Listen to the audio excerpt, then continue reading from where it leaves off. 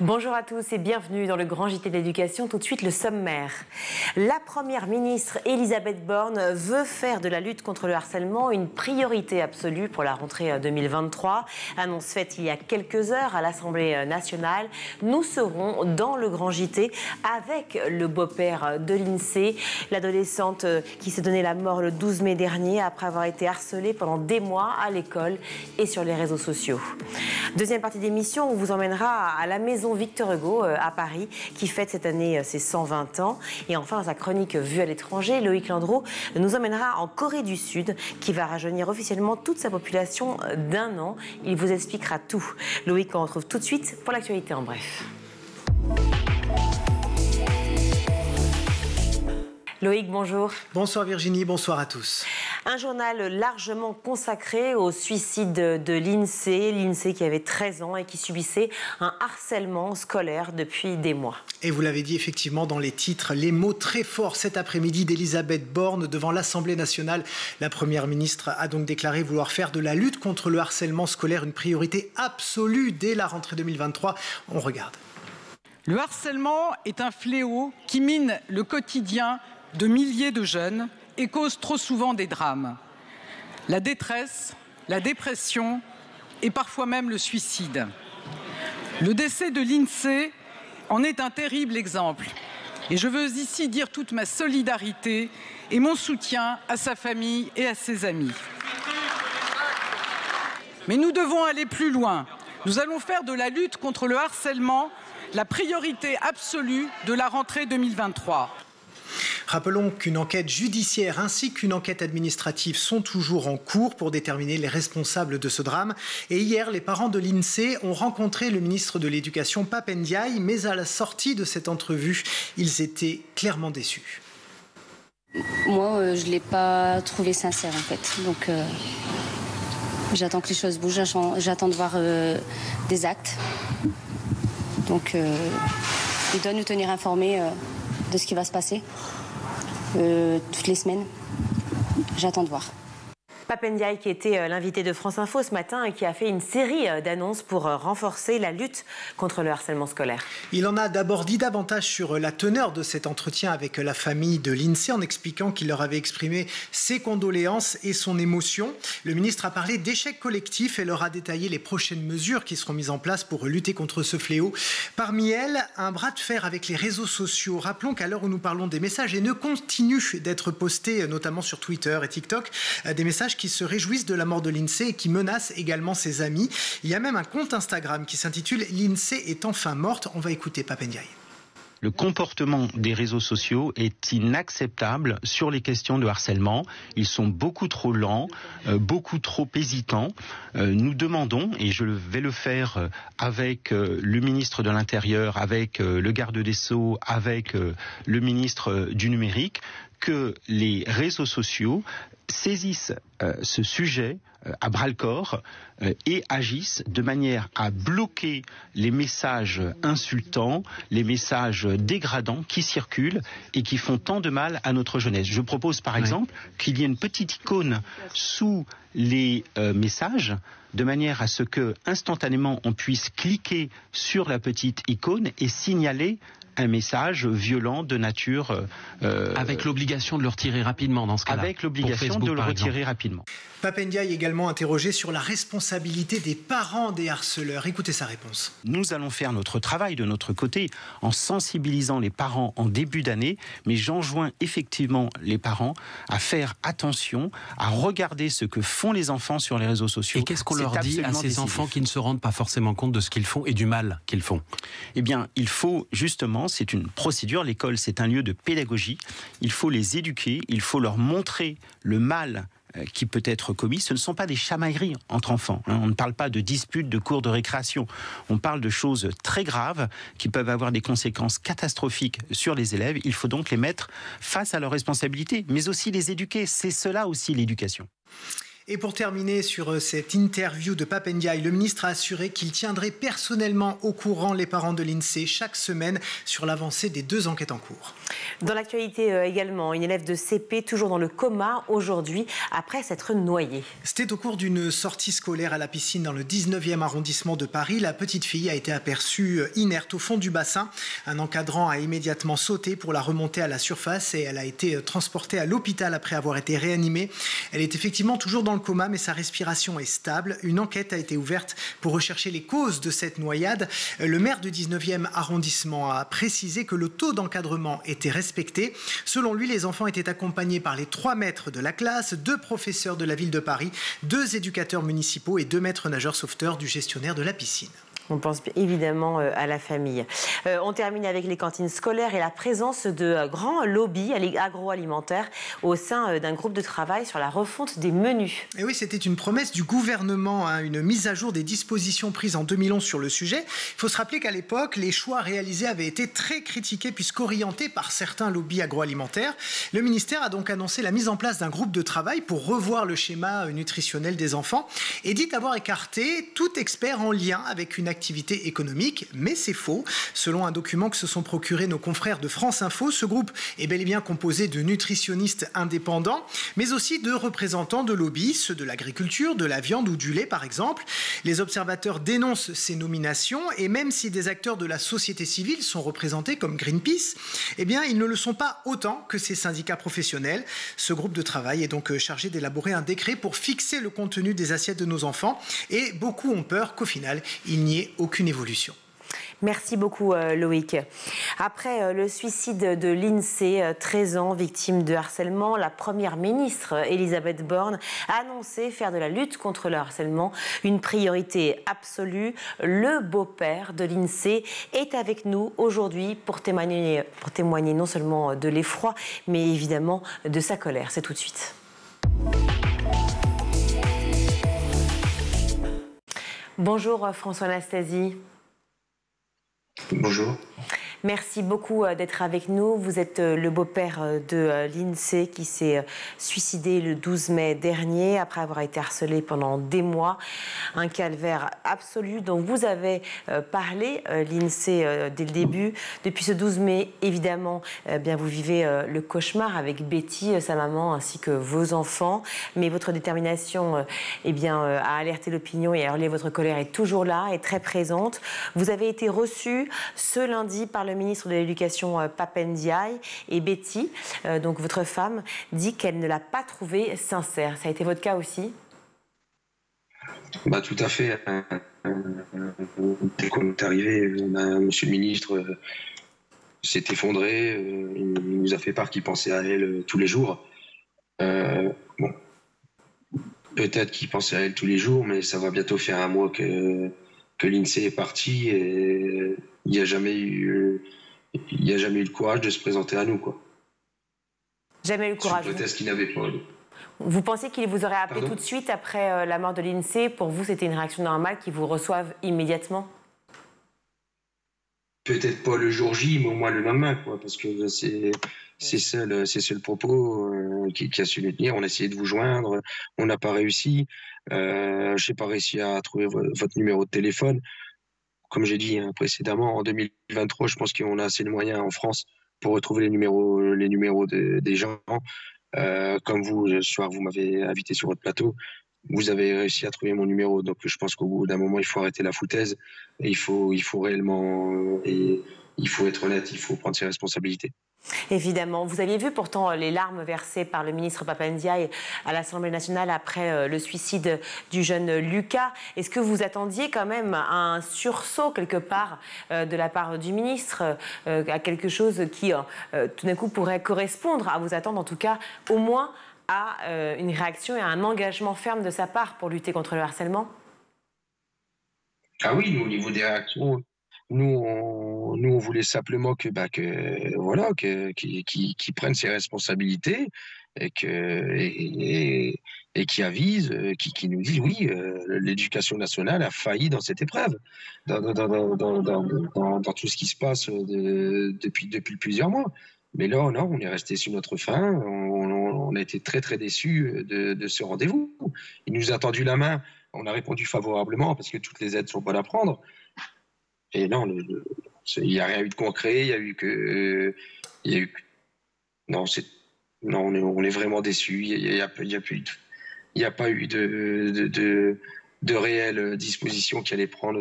C'est très, très déçu. Mais oui, vous le dites depuis le début et sur plusieurs plateaux chez nos confrères que vous n'avez pas été aidés. Car finalement, votre histoire, et on va peut-être en reparler si vous le voulez bien, c'est que vous aviez alerté, évidemment, l'établissement, alerté l'éducation nationale et ils n'ont rien fait. Ah non, ça a commencé au mois de septembre l'année passée. Donc, on a su gérer notre fille pour le mieux.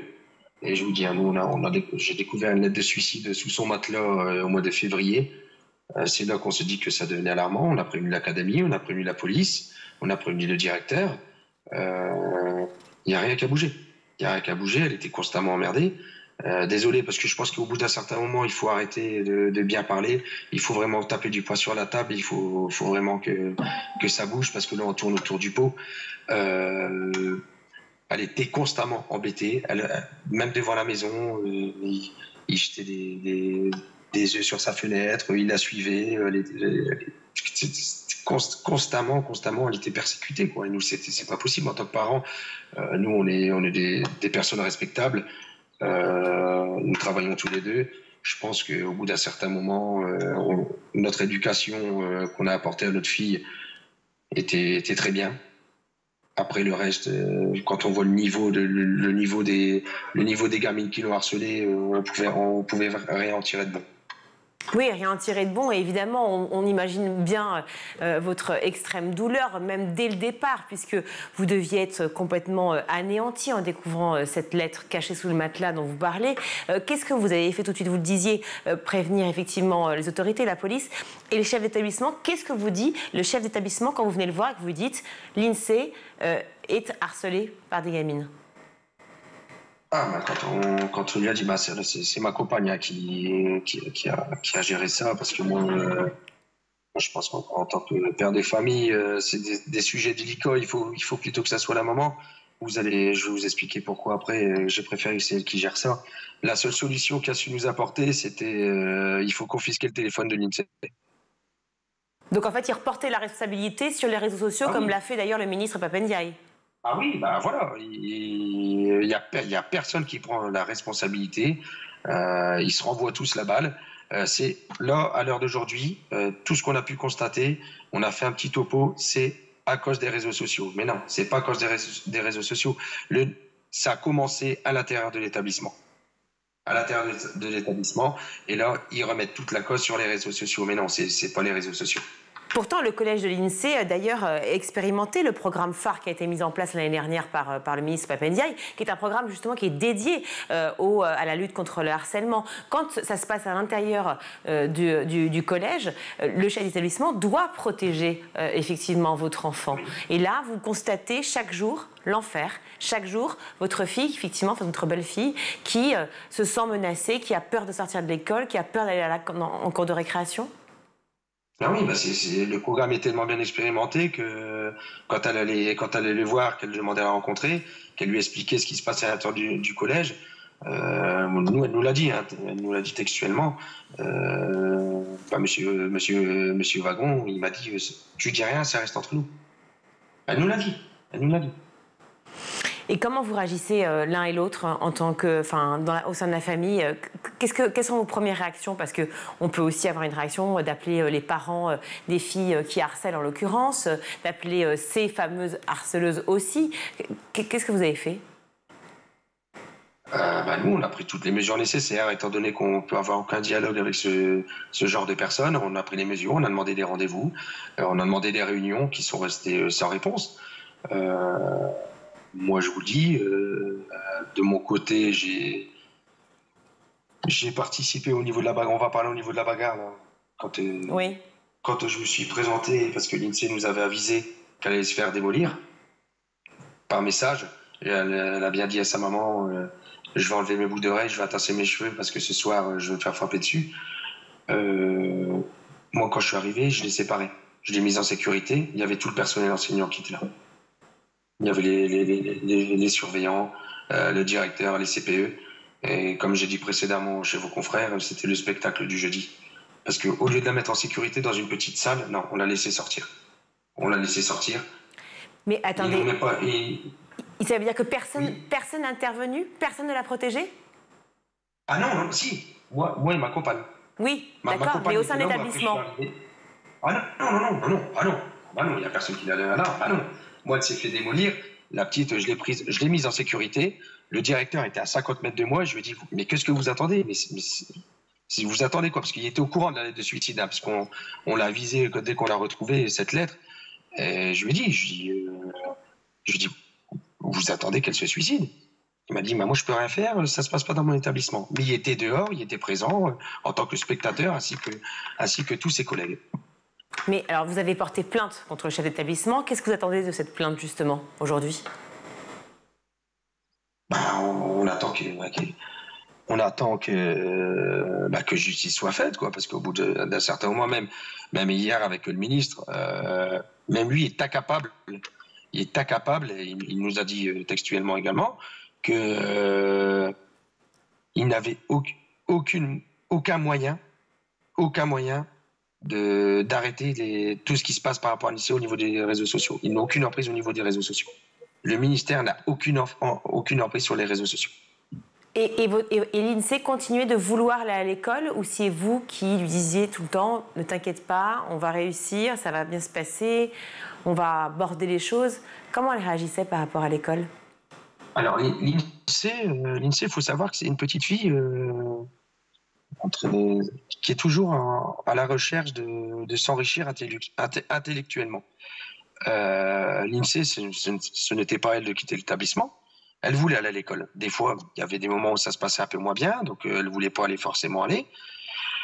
Je lui faisais des mots d'absence parce que je savais pertinemment qu'elle avait une boule au ventre et que c'était un calvaire d'aller là-bas. C'était un calvaire d'aller là-bas. Et puis, non, on ne pouvait pas l'empêcher d'étudier. Tu peux pas, en tant que parent, tu ne peux pas empêcher ta gamine d'aller étudier. Évidemment, évidemment. Voilà, d'autant plus que vous avez alerté tout le monde. Donc vous avez effectivement fait tout pour pouvoir la protéger. Et malheureusement... Tout le monde, sa maman est allée à plusieurs reprises demander des rendez-vous. Elle a été reçue une fois par le directeur. Et les autres fois, c'était par la directrice adjointe, le CPE. Mais lui, on ne l'a jamais vu, quoi. Lui, c'est... Et quand vous parlez des harceleuses, parce que ce sont des filles qui, je crois, ont harcelé l'INSEE, vous dites que c'était des gamines probablement sans éducation. Quid des parents? Vous avez eu les parents au téléphone? Vous leur avez parlé de cette situation bien avant le drame? Ah non, parce qu'on ne peut pas dialoguer avec eux. Parce que dès on les croisait, c'était tout de suite des doigts d'honneur, des insultes. Nous, on n'est pas comme ça. Nous, on n'est pas de la même classe. Donc, dès le moment où on n'est pas dans la même classe, on n'a même pas envie de dialoguer avec ce genre de personnes parce que c'est des personnes qui vont nous attirer des ennuis.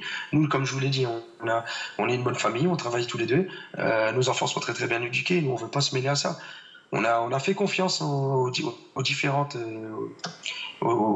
administrations et puis voilà, voilà où on en est aujourd'hui. Bah oui, où on en est aujourd'hui, on continue de voir que l'une des jeunes filles harceleuses poursuit ses interviews, ses posts sur les réseaux sociaux. En toute impunité. Oui. En toute impunité. Et moi, je trouve que c'est quand même malheureux.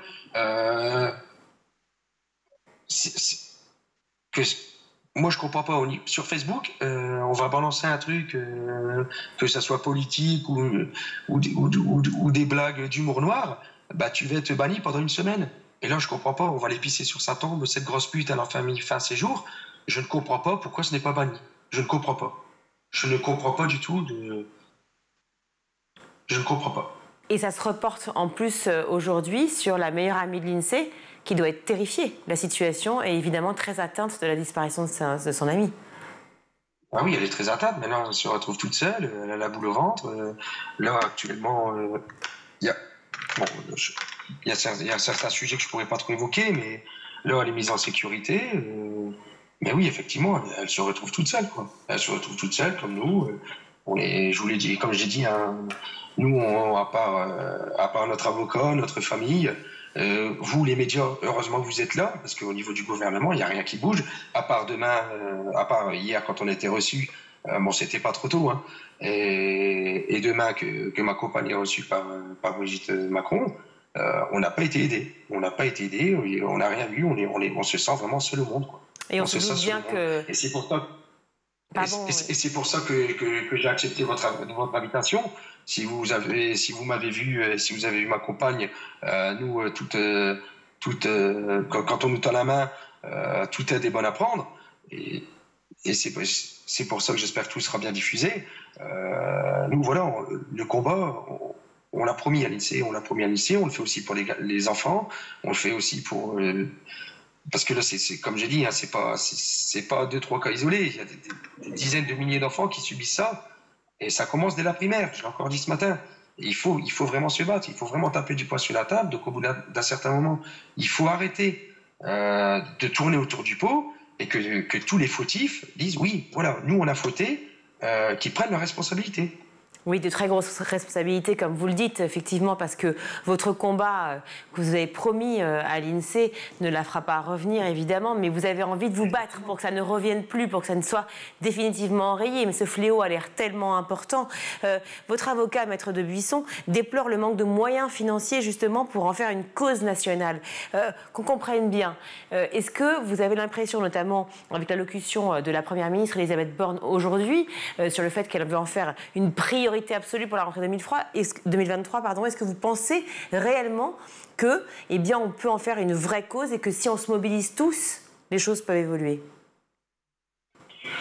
Pour le moment, j'attends des actes. Hein. Comme j'ai dit, comme j'ai déjà évoqué, j'attends les actes au niveau des administrations, de toutes les institutions. Nous, on attend des actes parce que c'est bien beau de se réveiller une fois que notre fille a choisi de mettre fin à ses jours. Non, on attend des actes. Non,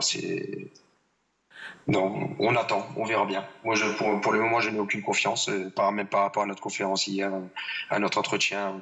Pour l'instant, j'ai aucune confiance. C'est que des on dit, c'est que des paroles. Nous, on attend les actes. Aucune confiance, si je le comprends bien, en la politique, dans le gouvernement, dans le ministre, aussi bien dans l'établissement dans lequel était scolarisé l'INSEE. Et on le comprend, vous êtes, j'imagine, très entouré aujourd'hui. Vous avez des témoignages de personnes qui vivent cette même situation. Est-ce que peut-être que ce mouvement aussi de parents, de personnes, de citoyens, tout simplement, peut être un mouvement très important qui peut œuvrer pour la bonne cause?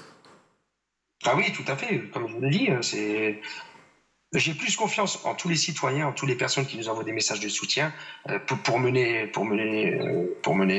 à bien ce combat qu'au gouvernement. Nous, de toute façon, le combat, on ne va pas le lâcher. S'il faut faire des marches blanches toutes les 3 semaines, on les fera. En attendant les actes, bien entendu. Mais nous, on se battra, on fera tout. On fera tout premièrement pour l'INSEE, pour les autres enfants. Mais effectivement, comme M. Maître de Buisson l'a évoqué, on nous dit qu'il y a des manques de moyens en France. Non, il faut arrêter. Non, il ne faut pas nous dire ça. Nous, les moyens financiers, ils les ont. On ne va pas rentrer dans les détails parce que je ne suis pas là pour faire de la politique. Mais au bout d'un certain moment, il faut arrêter. Il faut arrêter de délire. Non, il faut arrêter. Il faut arrêter. Des marches blanches, des marches donc non violentes, mais pour bien manifester que ce fléau est national et qu'il concerne tout le monde, aussi bien évidemment vous, votre famille, que nous, journalistes, que n'importe quelle personne sur ce territoire. Ça veut aussi dire qu'à un moment, il faut peut-être avoir des condamnations plus fermes, à la fois pour les harceleurs, mais aussi pour les parents de harceleurs, et c'est ma question. Ah oui, exactement. De toute façon, par rapport à vos premières paroles, nous, on ne veut aucune incitation à la haine et aucune violence. La première marche blanche s'est très très bien passée. Il n'y a eu aucun débordement. Et nous, c'est notre priorité. Aucune incitation à la haine, aucune violence.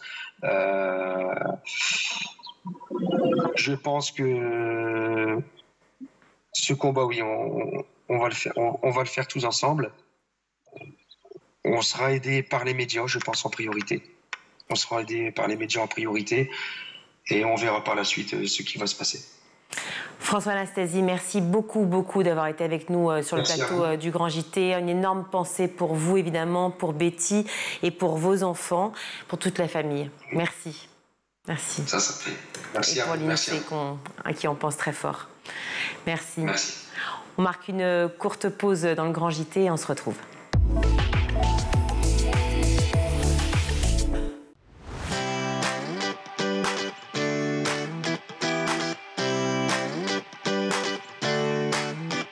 Chaque jour dans La Quotidienne, je reçois un invité pour parler d'éducation sans langue de bois. La Quotidienne, c'est l'émission qui partage avec vous des clés de compréhension et des pistes d'action. Tout cela avec une formidable équipe de chroniqueuses qui vous parle nutrition, pédagogie, littérature jeunesse. L'école, c'est la vie et c'est aussi l'avenir de vos enfants. Initiative locale, orientation, école à l'étranger. Je vous donne rendez-vous tous les jours dans le MAG sur School TV pour aborder une thématique forte de l'éducation en plateau, des profs, des parents, des élèves et des élus. Vous avez la parole tous les jours dans le MAG sur School TV. Le numérique ouvre le monde des possibles. On se retrouve tous les jours dans l'école du futur pour s'inspirer, pour décrypter la tech, le numérique, l'histoire, l'art ou encore les sciences, toutes ces matières qui nous permettent de mieux comprendre le monde de demain. Tous les jours, je vous retrouve dans le Grand JT d'éducation pour débriefer ensemble l'actualité de la journée et se questionner sur l'avenir de nos enfants à l'école. En compagnie de chroniqueurs et d'invités, nous tenterons de répondre à une question d'actualité qui concerne l'éducation. Nous vous donnons chaque jour la parole dans le Grand JT d'éducation. Toutes les semaines, on se retrouve dans Souvenirs d'écolier. Je vous propose un tête-à-tête avec une personnalité. Elle viendra se confier sur son enfance, elle nous racontera des anecdotes de sa scolarité et puis elle nous livrera sa vision de l'école d'hier et d'aujourd'hui.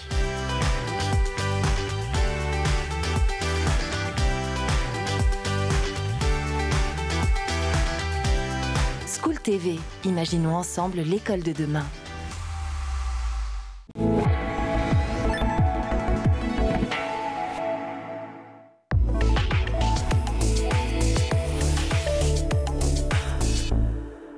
De retour sur le plateau du Grand JT, je suis ravie de recevoir Gérard Audinet. Bonjour. Bonjour. Merci d'être avec nous. Vous êtes le directeur des maisons de Victor Hugo à Paris et à Guernesey.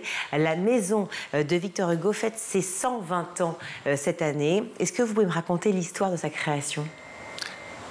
C'est un vieux projet qui a pris naissance pratiquement après la mort de Victor Hugo, mais qui ne s'est réalisé que pour son centenaire, avec un an de retard, parce que quand il y a des travaux, il y a toujours du retard, grâce à un de ses amis les plus fidèles, un de ses exécuteurs testamentaires, et le soutien bien sûr de la famille, en particulier de ses petits-enfants. Voilà, on voulait qu'il y ait une maison de Victor Hugo à Paris, comme il y a une maison de Shakespeare, ou une maison de Goethe, ou une maison de Dante, ou de Cervantes chez nos voisins. Et on a choisi un immeuble où Victor Hugo avait vécu de 1832 à 1848. C'était pratique parce que c'était devenu une école. Donc il n'y avait personne à exproprier. Il y avait juste à faire un petit peu de place pour faire des salles de musée et célébrer le grand homme sous toutes ses facettes. Effectivement, cette maison, elle est située place des Vosges. Donc, il a vécu quelques années dans cette maison. Est-ce que ça a été un moment très fort aussi pour vous de pouvoir revenir dans ces lieux, pouvoir revoir des choses intimes, personnelles? Je pense que pour les créateurs du musée, c'était à la fois fort et frustrant, parce que c'était un appartement loué comme tous les appartements de Victor Hugo à Paris, et donc il ne restait absolument rien de lui. Ah, il n'y a rien. Il a fallu réinventer les choses, réinventer un appartement. Et c'est ce que nous avons fait sous forme de biographie, en fait. Traversant les salles, on traverse la vie de Victor Hugo à travers des ambiances décoratives. Voilà, ça nous raconte les différentes périodes, avant l'exil, pendant l'exil, après l'exil. On a fait du faux avec du vrai, en fait, parce que les objets qui sont là sont des objets au milieu desquels Victor Hugo a vécu. On a pu en rassembler quelques-uns. Vous les avez trouvés où, ces objets, justement? Parce qu'il y a effectivement cette maison dont on parle, cet appartement à Paris, et puis d'autres maisons. Paul Meurice et les petits-enfants de Victor Hugo ont donné beaucoup de choses et ont acquis beaucoup de choses. Alors, il y a différents types d'œuvres. Il y a les œuvres au milieu desquelles Victor Hugo a vécu, les portraits de famille, quelques meubles. Il y a des décors qu'il a créés. On a les décors qu'il a créés pour Juliette Drouet à Guernesey quand elle partageait son exil.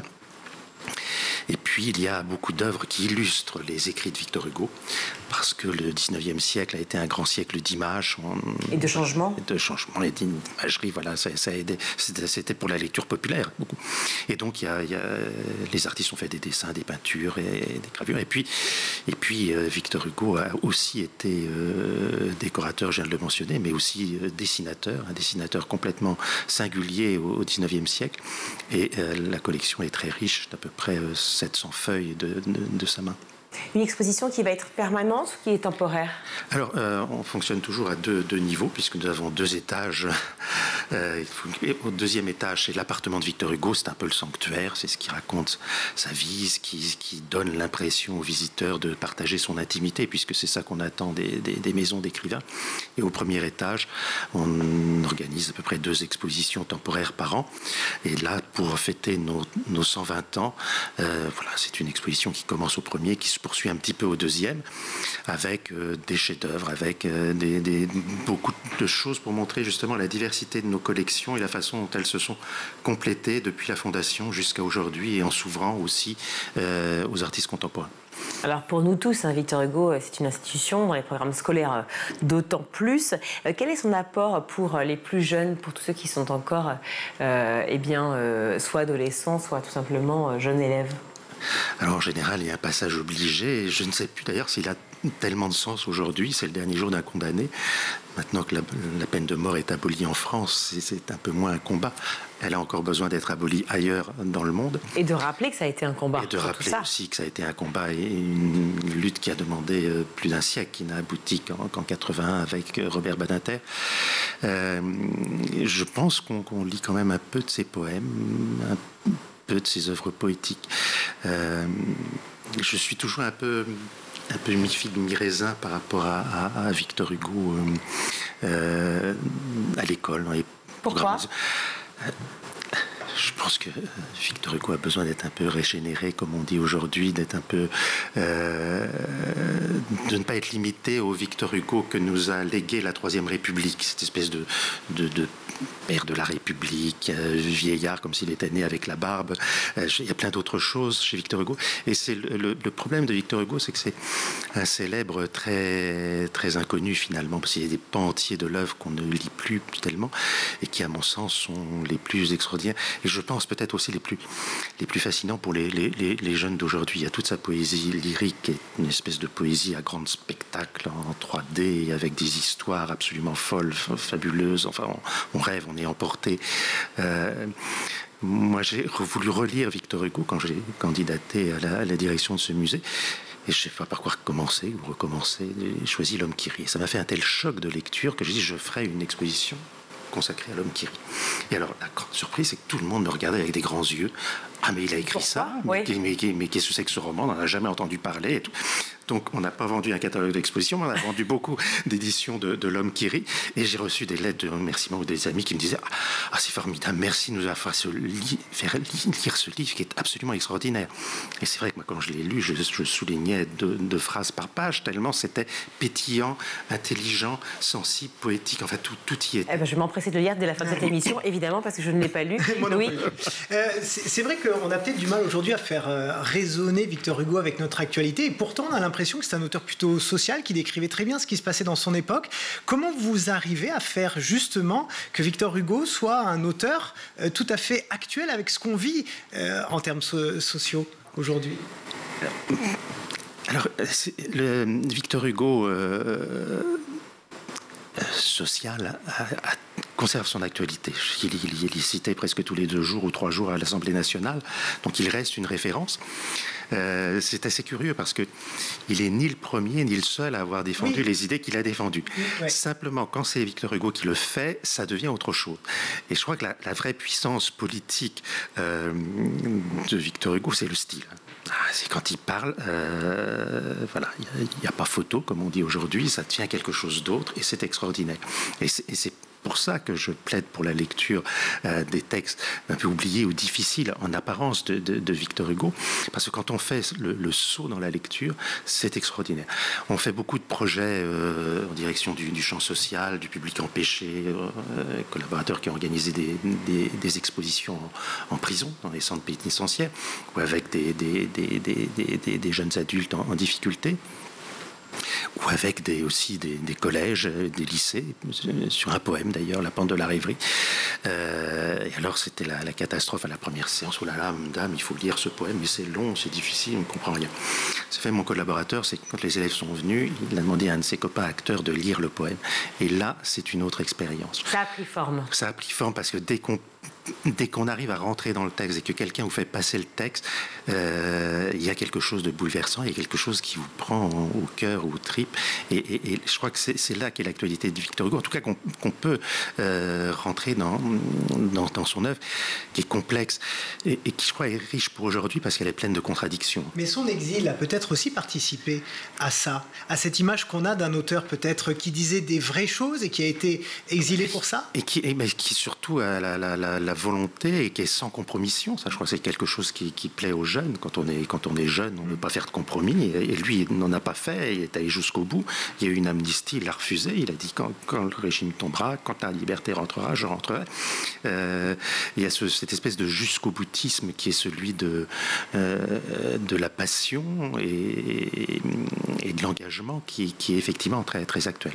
L'engagement, la passion, la liberté, autant de thèmes très importants évidemment pour tous les élèves qui viendront, je l'espère, visiter cette exposition. L'entrée est gratuite ? L'entrée est gratuite. Alors l'appartement est toujours gratuit, comme tous les espaces des collections permanentes des musées de la ville de Paris. Les expositions sont payantes, mais pour notre anniversaire, et comme l'exposition est faite essentiellement avec nos collections, on a poursuivi la logique jusqu'au bout. Tout est gratuit. D'accord. Donc avec des comédiens qui aussi mettront en perspective les œuvres, les textes de Victor Hugo. On aura le 30 juin, justement, pour notre anniversaire, avec une actrice de théâtre, Christine Guénon, qui va faire une lecture d'une adaptation qu'elle a faite de La fin de Satan. Alors là aussi, un texte que tout le monde ignore. C'est un immense poème complètement inachevé. Quand on avait déjà créé la chose au musée, c'était la fin du confinement. Les gens venaient pour nous faire plaisir, parce que c'était des copains entrés dans les pieds et ils sont ressortis complètement éblouis. Bouleversés parce qu'ils ne s'attendaient pas à ça. En fait, on se dit que la poésie c'est très, très ennuyeux. C'est un peu ennuyeux à lire, je le confesse, mais quand on l'entend dire, quand c'est dit par des acteurs qui maîtrisent la chose, c'était une expérience indépassable. Merci beaucoup Gérard Genet d'avoir été avec nous. Je rappelais que vous êtes le directeur des musées, des maisons de Victor Hugo, mais enfin qui pourrait être ça. Mais ce sont aussi des musées. Ce sont aussi des musées à Paris et Guernesey. Merci d'avoir été sur ce plateau. C'est l'heure de votre chronique, cher Loïc, et on part direction la Corée du Sud.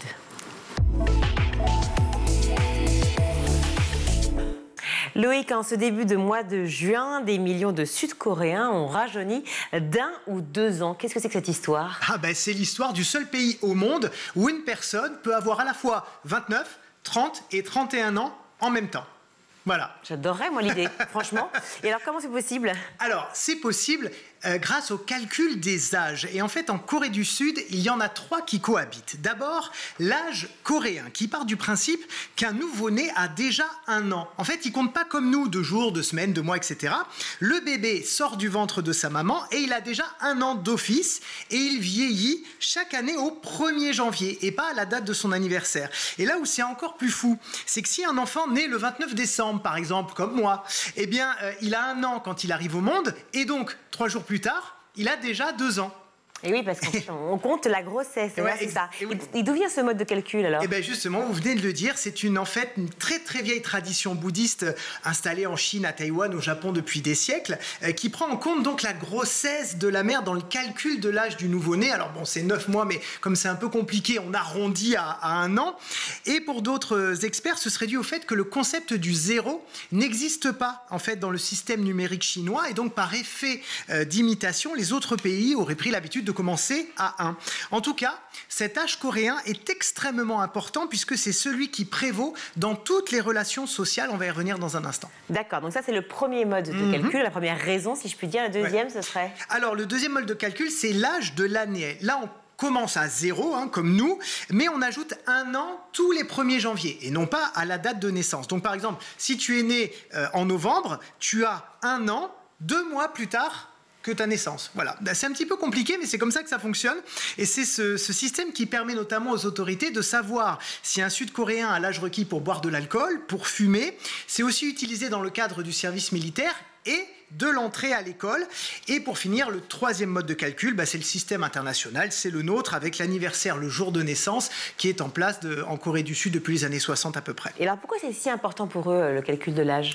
Alors il faut savoir que toute la société coréenne est basée sur des relations sociales très très hiérarchisées. Et le langage reflète cette hiérarchie. On n'utilise pas le même niveau de vocabulaire selon l'âge de la personne qui est en face de nous.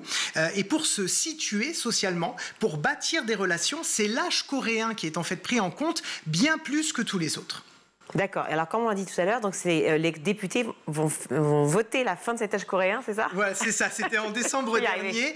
Et c'est donc effectif depuis le 1er juin. C'est pour ça que des millions de gens, en fait, viennent de rajeunir d'1 an ou de 2 ans, même si, en réalité, le nouveau système est quand même assez compliqué. On n'a pas le temps de le détailler là, mais il y a des calculs un petit peu compliqués. Ça aurait pu être l'anniversaire, comme nous, mais non. Il y a des calculs et tout ça. Bon, bref. En tout cas, ils ont rajeuni, c'est ce qu'il faut retenir. Et est-ce que ça a un impact sur l'école? Pas sur l'entrée des enfants à l'école. En revanche, sur les relations sociales, encore une fois, oui. Et une très, très grande... il y a vraiment quelque chose de très important. Parce qu'à l'école, il faut savoir qu'on ne peut être ami qu'avec des enfants ou adolescents qui ont peu ou prou le même âge coréen que nous. Donc aujourd'hui, si 2 amis se retrouvent avec 1 an ou 2 de différence, l'un va devenir supérieur à l'autre en termes de relations. Et il y aura donc un rapport de domination-soumission entre eux qui va briser leur amitié. Pas parce qu'ils s'apprécient plus, pardon, mais parce que la pression sociale est ainsi faite. Et ça peut même être en fait une source de harcèlement parce qu'on va parler moins poliment à ceux qui deviennent inférieurs, on va être plus dur. Inférieur en âge, en vrai. Inférieur en âge, oui, effectivement. C'est juste une question d'âge, d'année. C'est juste une question d'année, effectivement. Ceux qui ont le même âge coréen aujourd'hui, mais il y en a un des deux qui va perdre 1 an ou 2 ans, eh bien leur amitié sera brisée et celui qui sera plus âgé que l'autre va du coup lui parler de façon plus dure, plus méprisante.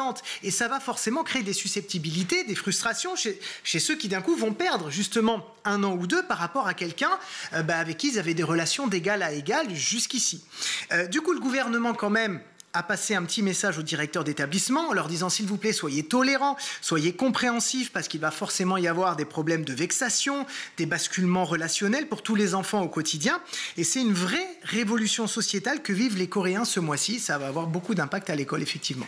Merci Loïc. Alors pour finir, vous aviez un petit remerciement à formuler, je crois. Oui, effectivement, je voulais remercier Juliette Morillo, qui est journaliste et auteure spécialiste des 2 Corées, qui m'a donné beaucoup d'informations, déjà pour comprendre la société coréenne et ce système de hiérarchie sociale, et pour bâtir cette chronique. Et elle a notamment publié La Corée du Sud en 100 questions, qui est aux éditions Taillandier.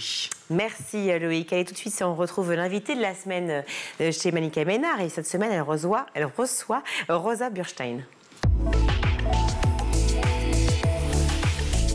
Et en CM2, tu te mets à être une très bonne élève? Ouais.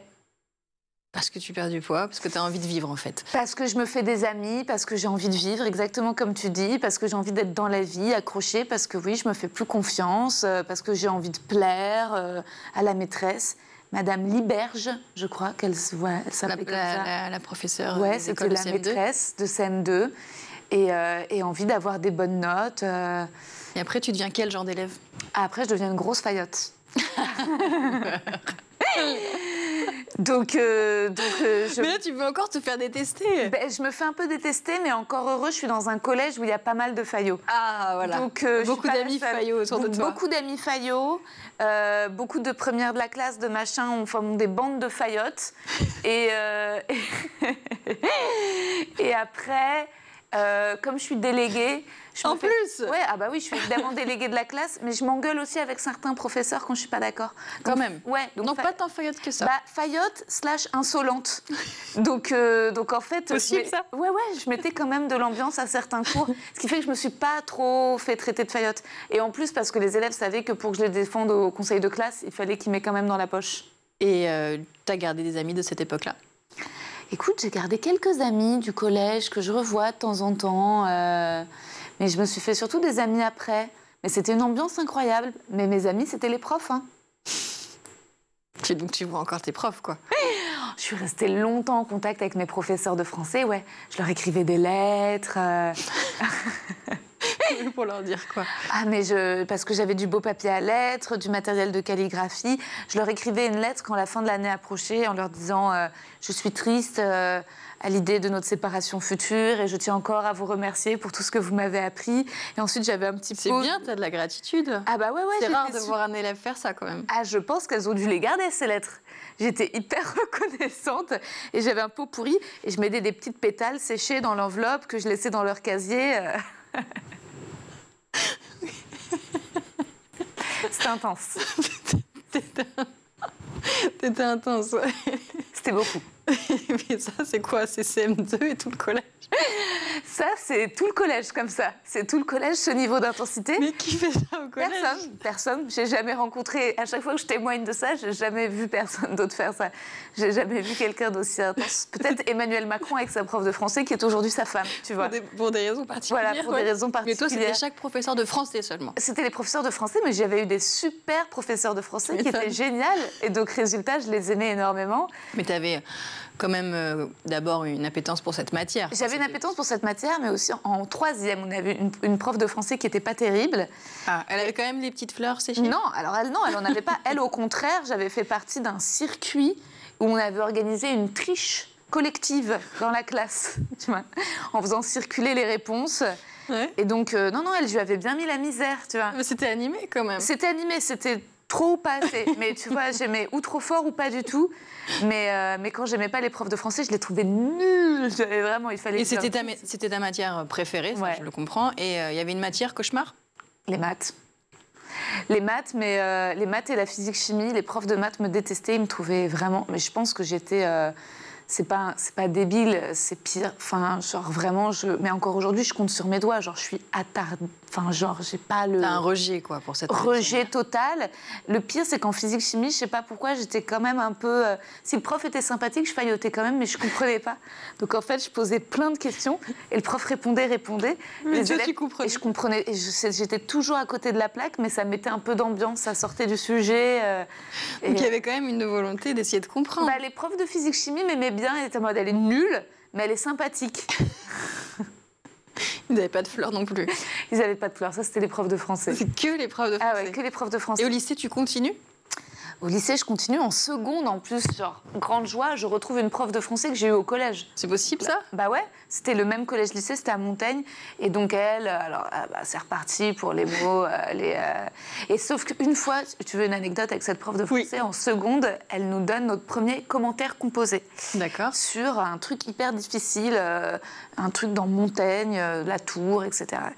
Et elle nous le donne et on a 15 jours pour le faire, donc du temps...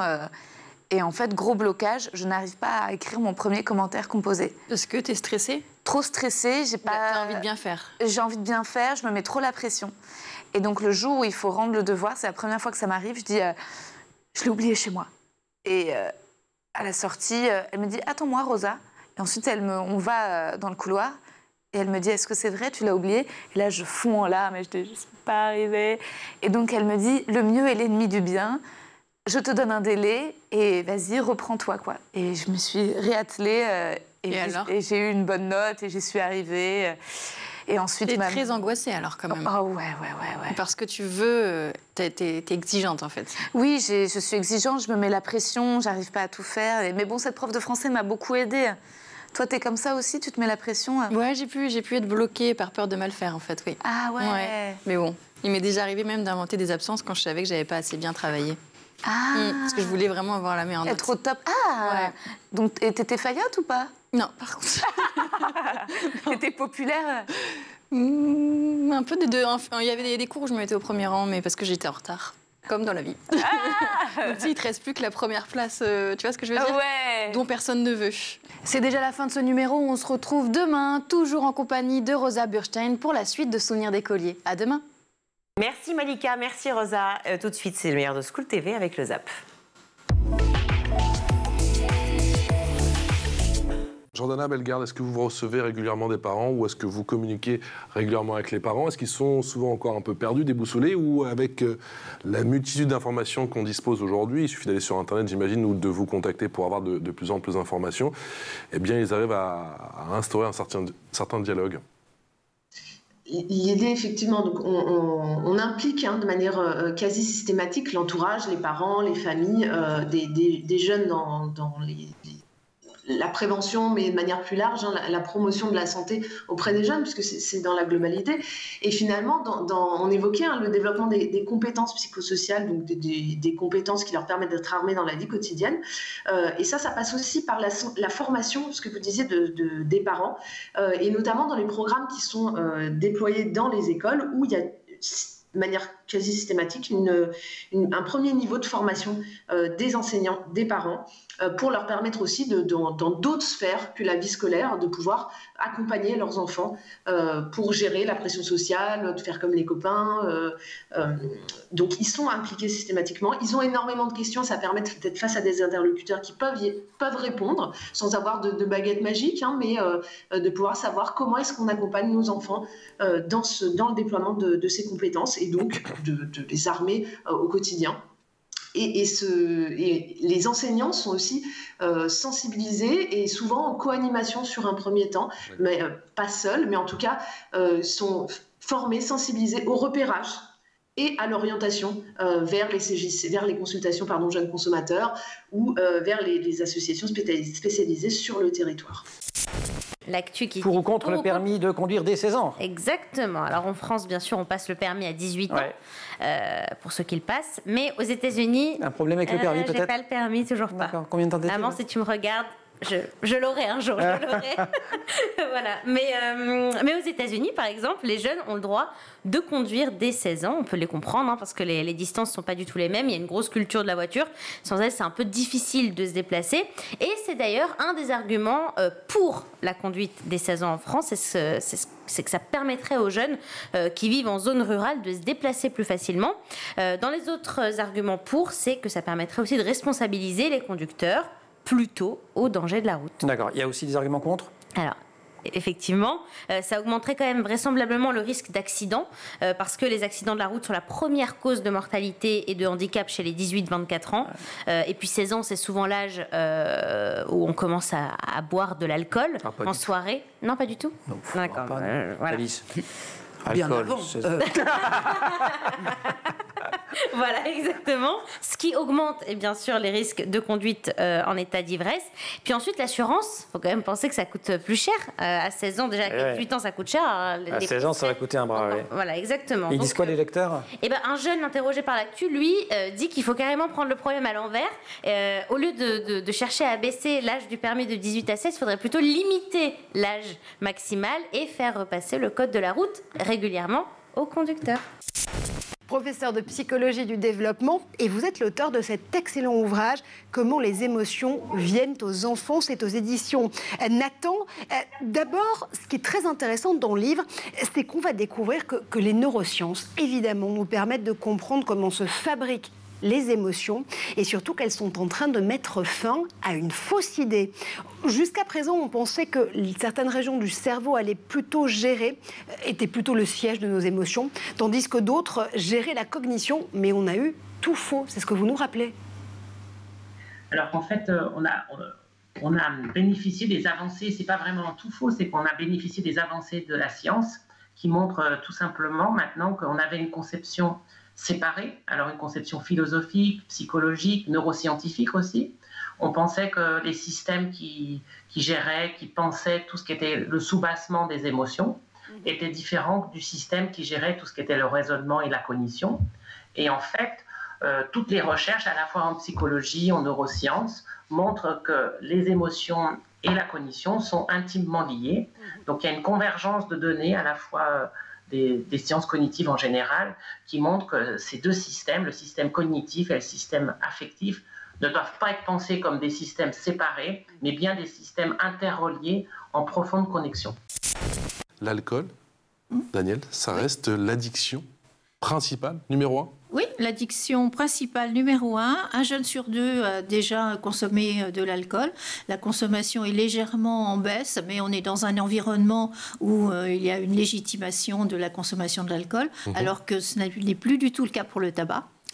Et c'est quand même préoccupant de voir que 40% des jeunes disent qu'ils ont eu une comportement de binge drinking, c'est-à-dire alcoolisation massive, 40% en un mois. Donc, ça veut dire qu'on ne sait pas comment faire, mais qu'on a aussi un environnement, la publicité, qui fait qu'il y a des incitations à boire et à consommer des drogues. Et je pense là-dessus, je vous coupe, pardon, on peut faire plus concernant la prévention et la communication ? Oui, contre ces publicités, justement ? On peut faire beaucoup plus quand on en a la volonté politique et quand on n'est pas soumis, notamment au lobby de l'alcool. Oui, bien sûr, évidemment. Jordana, votre sentiment, vous l'avez évoqué, vous aussi, concernant l'alcool, qui est l'addiction numéro 1. Oui, effectivement, on a un enjeu aujourd'hui de débanaliser la consommation d'alcool, puisqu'on sait que 30% des consommations d'alcool, des premières consommations d'alcool se font en famille aujourd'hui, et donc de travailler en tout cas autour de ces consommations, en impliquant ce qu'on disait, la famille, l'entourage, va permettre en tout cas de protéger les jeunes par rapport à ces consommations, et donc d'entrer par la suite dans des addictions et d'éviter les pratiques à risque. Vous êtes comédienne ? Oui. Vous êtes comédienne ? Je veux bien que vous me fassiez, c'est un petit extrait, un petit dialogue qui m'a beaucoup fait rire. Il faut juste que vous mettiez d'accord sur qui commence. Elle découvre, il ne faut pas lui en vouloir, vous connaissez. Je commence alors, parce que j'ai moins de texte, je vois. Et pourquoi tu parles plus à Esther déjà ? Concentre-toi un peu, je vais pas répéter 50 fois. Je parle plus à Esther parce qu'Azamat est amoureux d'elle. C'est pas compliqué. Mais Esther est amoureuse de personne. C'est ça. Et personne aime Esther ?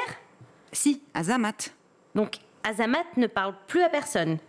Si, il parle à tout le monde, comme avant, pourquoi ? Si Esther est amoureuse de personne, Azamat ne devrait plus parler à personne, puisque toi, tu ne parles plus à Esther parce qu'Azamat est amoureux d'elle. Hein ? Mais personne, c'est pas une personne. C'est quoi alors ? Un chien ? Une baleine ? Non, c'est personne. Personne, c'est personne. Et vous avez été formidables toutes les deux. Merci beaucoup. C'est la fin de cette émission. Merci à vous tous de nous avoir suivis. Canal 247 sur les Freebox, 217 sur la box Orange. Merci beaucoup Loïc d'avoir été avec nous. Grand plaisir. À la fois pour l'actualité et toujours pour ces chroniques formidablement intéressantes. On rappelle le livre donc de Juliette Morillo, un spécialiste des deux Corées. C'est ça le livre, La Corée du Sud en 100 questions aux éditions Taillandier. Merci à toute l'équipe de School TV. Aujourd'hui, Alexis Oustabassidis au son. La réalisation, c'est Angèle Jean-Gérard.